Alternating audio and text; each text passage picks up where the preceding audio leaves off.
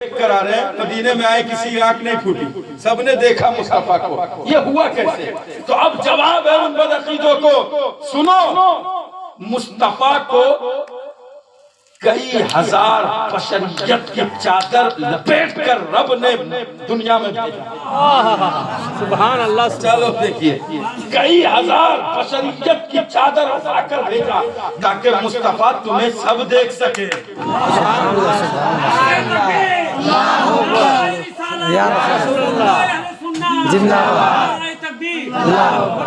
تاکہ تمہیں سب دیکھ سکے محبوب سب کی تمنا ہے تمہیں دیکھنے کی اگر جیسا میں نے بنایا ہے اگر اصلی حالت میں بھیج دوں گا تو کسی کی آنکھ میں اتنی تاب نہیں ہے کہ تجھے دیکھ سکے بے شک حق ہے اب بشریت کی چادر لپیٹ کر بھیج دیا لیکن جب بلایا تو اب انداز یہ تھا بلایا تو اب انداز یہ تھا محبوب اب تو میرے پاس آ رہا ہے اب تو میرے پاس آ رہا ہے محبوب اب تو میرے پاس آ رہا ہے تو اب مصطفیٰ جب رب کے پاس گئے اب نور اور بشر کے جھگڑے میں پڑنے والوں سنو جو لوگ کہتے ہیں مصطفیٰ معاذ اللہ رب العالمین اپنی طرح بشر ہے ان کو بھی سنا دو سنو جب مصطفیٰ رب کے پاس گئے تو بشری حالت میں نہیں گئے بلکہ جب مصطفیٰ رب کے پاس گئے تو بشریت بھی پیچھے نورانیت بھی پیچھے بشریت بھی پیچھے نورانیت بھی پیچھے اب جو مصطفیٰ رب کے پاس گئے وہی تو حقیقت محمدی ہے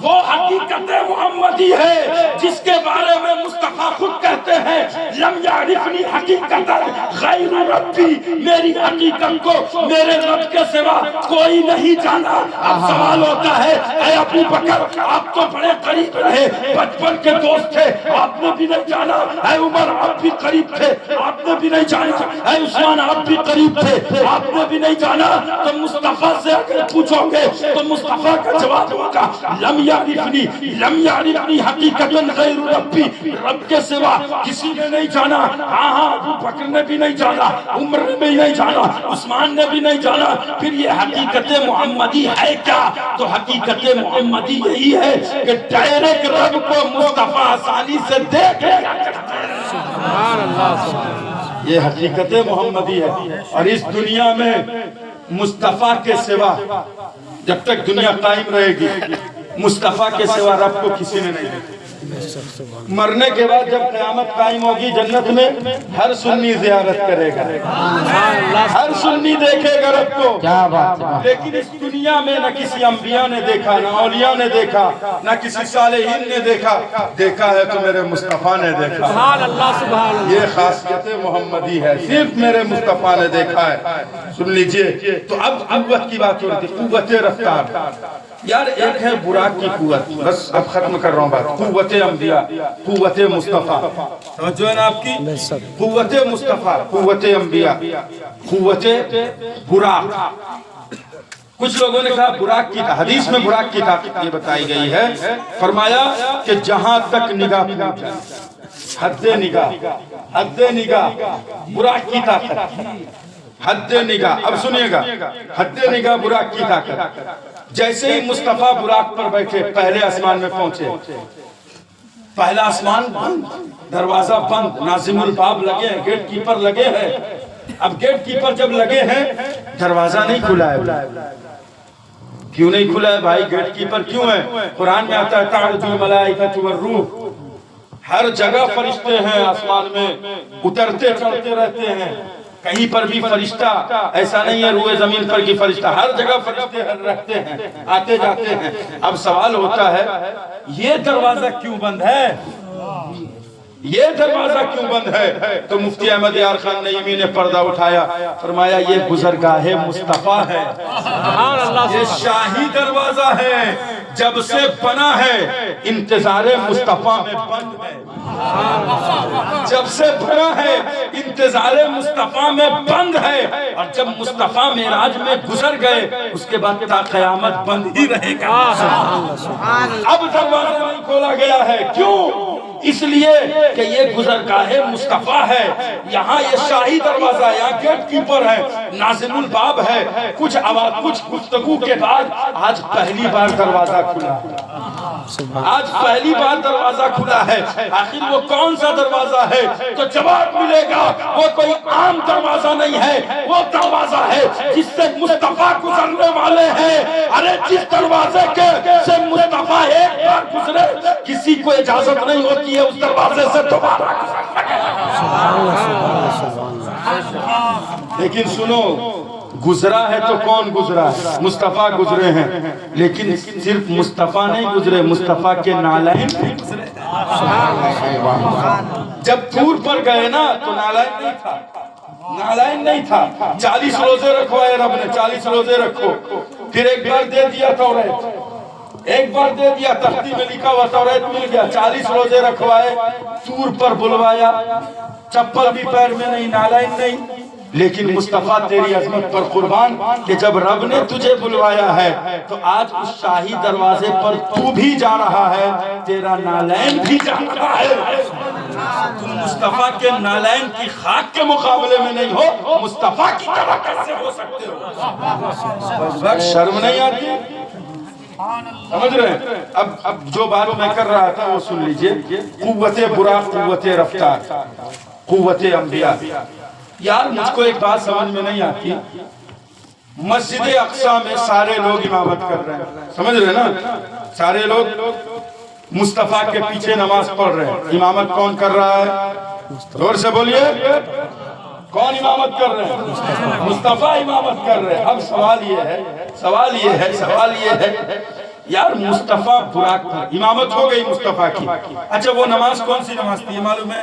فرض تھی، واجب تھی؟ دیکھیے یہی گڑبڑ ہے، نماز کے بارے میں تو آپ جاننے نہیں کرتے، لیکن بابا لوگ کے بارے میں پورا جانے گا۔ کون بابا تعویذ دے گا؟ سمجھ رہے ہیں؟ نماز کے بارے میں وہ فرض نماز تھی، واجب تھی، کون سی نماز تھی؟ ارے وہ نہ فرض تھی نہ واجب تھی، وہ چسکے کی نماز تھی، وہ نماز عشق، وہ نماز محبت تھی، وہ فرض اور واجب نہیں تھی وہ نماز، وہ چسکے کی نماز تھی۔ سب پیچھے کھڑے تھے، انبیاء بھی، آدم بھی، شیس بھی، زکریہ بھی، یحییٰ بھی، 1,24,000 سارے انبیاء کرام پیچھے کھڑے، مصطفیٰ امامت کر رہے۔ جب امامت مصطفیٰ نے فرما لی، اب براق پر سوار ہوئے۔ کہاں سوار ہوئے؟ براق پر۔ اب جب مصطفیٰ براق پر سوار ہو کر آسمان، اچھا براق کی طاقت کتنی ہے؟ حد نظر، ایک قدم چڑھایا تو حد نظر اس کا ایک قدم ہوتا ہے، اتنی طاقت براق کی ہے۔ اب سنیے، مسجد اقصیٰ میں معراج میں تمام انبیاء ہیں، موسیٰ بھی ہیں، عیسیٰ بھی ہیں، سب ہیں نا بھائی؟ سب ہیں، توجہ ہے آپ کی؟ سب ہیں۔ اب سنیے گا، براق کی طاقت کتنی ہے؟ جہاں تک نظر پہنچے تا حد نظر ایک قدم، یہ طاقت براق کی ہے۔ اب جب مصطفیٰ معراج میں براق پر سوار ہوئے، تمام نبیوں کی امامت فرما کر عالم برزخ سے جب گزرنے لگے تو دیکھا موسیٰ نماز پڑھ رہے ہیں۔ سبحان اللہ، سبحان اللہ۔ موسیٰ سوال سمجھ میں نہیں آتا، ابھی مصطفیٰ کے پیچھے مسجد اقصیٰ میں، ابھی مصطفیٰ کے پیچھے مسجد اقصیٰ میں ابھی براق نہیں پہنچا، موسیٰ پہنچ گئے۔ براق نہیں پہنچا، موسیٰ پہنچ گئے۔ مصطفیٰ کہتے ہیں میں نے دیکھا موسیٰ کو نماز پڑھتے ہوئے، یا رسول اللہ ابھی تو مسجد اقصیٰ میں آپ کے پیچھے تھے، ابھی براق عالم ارواح میں پہنچا، عالم برزخ میں پہنچا، تو پھر عالم برزخ میں جب پہنچا ہے براق، موسیٰ وہاں بھی پہنچ گئے، تو جواب ملے گا سنو، براق کی طاقت کم ہے، موسیٰ کی طاقت زیادہ ہے، کیونکہ موسیٰ نبی ہے، سبحان اللہ، اور نبی کے مقابلے میں کوئی غیر نہیں پہنچ سکتا، تو مصطفیٰ پہنچے عالم برزخ میں موسیٰ پہلے پہنچ گئے، لیکن براق کی طاقت تھی وہ، لیکن پھر مصطفیٰ کی طاقت، یہ تو سمجھ میں آ گیا کہ براق کی طاقت سے زیادہ انبیاء کی طاقت ہے، لیکن پھر مصطفیٰ کی طاقت کیا ہے؟ مصطفیٰ کی طاقت کیا ہے؟ تو مصطفیٰ کی طاقت سنو گے تو مصطفیٰ کی طاقت اگر سننا ہے تو سنو، مصطفیٰ فرماتے ہیں میں جب سدرہ پر پہنچ گیا، لامکان میں پہنچا، جب سدرہ پہ پہنچا تو جبریل امین نے کہا تھوڑا سا بھی بڑھوں گا تو پر جل جائے، نہیں جا سکتا۔ اس کے بعد وہاں سے مصطفیٰ پیدل گئے، 70,000 جو مفسرین نے لکھا ہے، 70,000 کے حوالے سے مفسرین نے اس کے بارے میں گفتگو کی ہے، فرمایا کہ زمین و آسمان کا فاصلہ 70,000 پردے ہیں۔ کہاں سے پردے 70,000 کے؟ فرمایا کہ عرش سے مقام دنا تک، عرش سے مقام دنا تک 70,000 پردے۔ ہمارے آقا فرماتے ہیں اور ہر پردے کا فاصلہ آسمان و زمین کے برابر، 70,000 پردے، 70,000 پردے، اور ہر پردے کا فاصلہ کتنا؟ زمین و آسمان کے مقابلے میں۔ اب سنیے، موسیٰ کی طاقت تو یہ ہے کہ براق نہ پہنچے موسیٰ پہنچ جائے، لیکن مصطفیٰ اب براق پر سوار نہیں ہے، اب رف رف سے بھی اتر چکے ہیں، رف رف پر بھی سوار نہیں ہے، کیونکہ رف رف کی بھی وہ طاقت نہیں ہے کہ اتنا قریب جا سکے۔ اب مصطفیٰ پیدل گئے، کوئی ساتھ نہیں ہے مصطفیٰ کے، اب جبرائیل بھی ساتھ چھوڑ گئے کیونکہ اب آگے نہیں بڑھ سکتے ہیں۔ اب مصطفیٰ پیدل گئے، کتنے پردے ہیں؟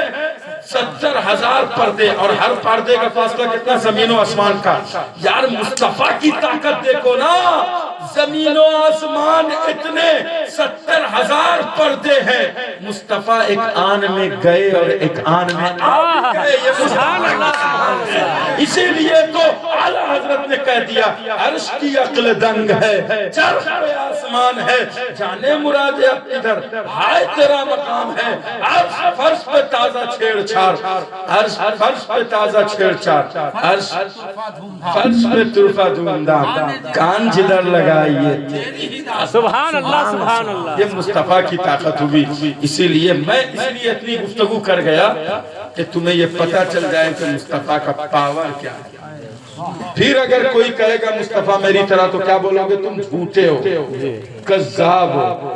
مصطفیٰ ہماری طرح نہیں ہے، مصطفیٰ تو وہ ہے کہ جس نے ڈائریکٹ رب کر دیکھا۔ اس کے علاوہ بہت ساری بات ہمارے پاس ہے، میں کر سکتا ہوں، رات بھر کروں گا دوسری بات، کوئی فرق نہیں پڑتا۔ I don't care, I will give to a speech whole night, but آپ لوگ بور ہو چکے، بور نہیں ہوئے؟